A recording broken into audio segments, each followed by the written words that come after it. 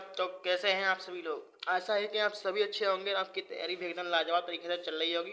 तो आज हम लेकर आए हैं क्लास 12 यूपी बोर्ड 2027 स्पेशल। और ये काफ़ी ज़्यादा इंपॉर्टेंट टॉपिक है। ये जो है परिभाषाएं बहुत ज़्यादा जो है एग्जाम में पूछी जाती है। क्या है? आवेश का इलेक्ट्रॉन पर आवेश। इलेक्ट्रॉन पर आवेश कितना आता है? इलेक्ट्रॉन पर 1.6 गुणा 10⁻⁻19 कूलाम ऋणावेश क्या होता है? ऋणावेश होता है। यदि किसी वस्तु पर n इलेक्ट्रॉन हो तो आवेश बराबर Q बराबर एन ई। क्यू बराबर क्या हो जाएगा? N E. तो n बराबर क्या हो जाएगा? Q upon E. अब सबसे महत्वपूर्ण नियम क्या है? कूलाम का नियम। ये जो है आपका हर बार परीक्षा में पूछा जाता है। तो कुछ इस तरह से आप जो है डायग्राम बनाएंगे सबसे पहले एग्जाम में, क्योंकि अगर आप डायग्राम नहीं बनाएंगे तो आपके जो है नंबर काट लिए जाएंगे।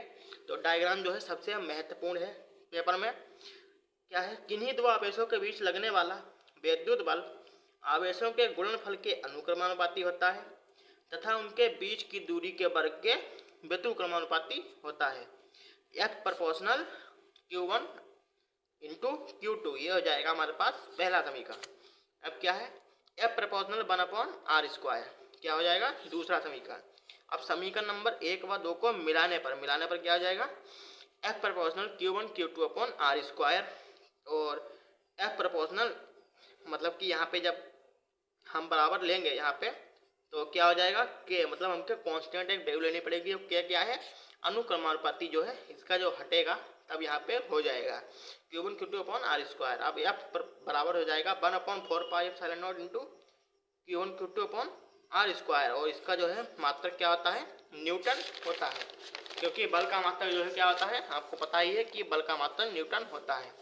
तो हम जब इसका मान लिखेंगे तो क्या हो जाएगा? F बराबर 9 × 10⁻9 into Q1 Q2 upon r²। ये भी आपका न्यूटन में ही आएगा। अब नेक्स्ट टॉपिक है बहुत ही महत्वपूर्ण, विद्युत बल रेखाएं। विद्युत बल रेखाएं क्या है? ये हमने इस डायग्राम जो है आपको समझाया है बहुत ही विस्तार से। तो चलिए आपको समझाते हैं फटाक से। विद्युत क्षेत्र में स्वतंत्रता पूर्वक छोड़ा गया धन परीक्षण आवेश जिस मार्ग का अनुसरण करता है उसे उस क्षेत्र की विद्युत बल रेखा कहते हैं।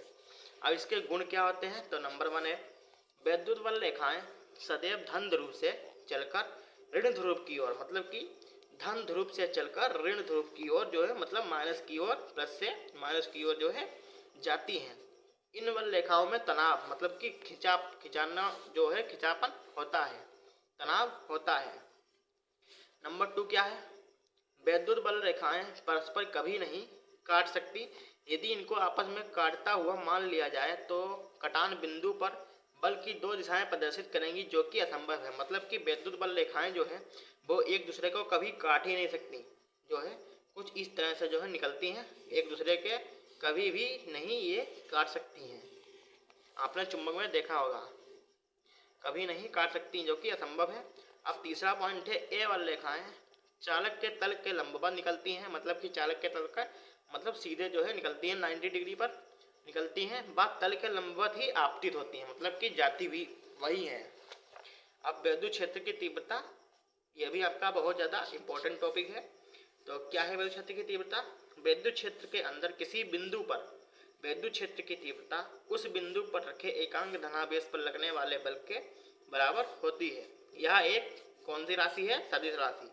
तो यहाँ पे क्या हो जाएगा? E बराबर मतलब कि विद्युत क्षेत्र की तीव्रता बराबर F मतलब उस पर लगने वाला बल अपॉन जो है Q0 एकांक जो है क्षेत्र वो आवेश हो जाएगा। अब इसका मात्रक क्या है? न्यूटन प्रति कूलाम। बल का मात्रक क्या होता है? न्यूटन। और आवेश का मात्रक होता है कूलाम। और इसकी विमा है mLt-3A-1।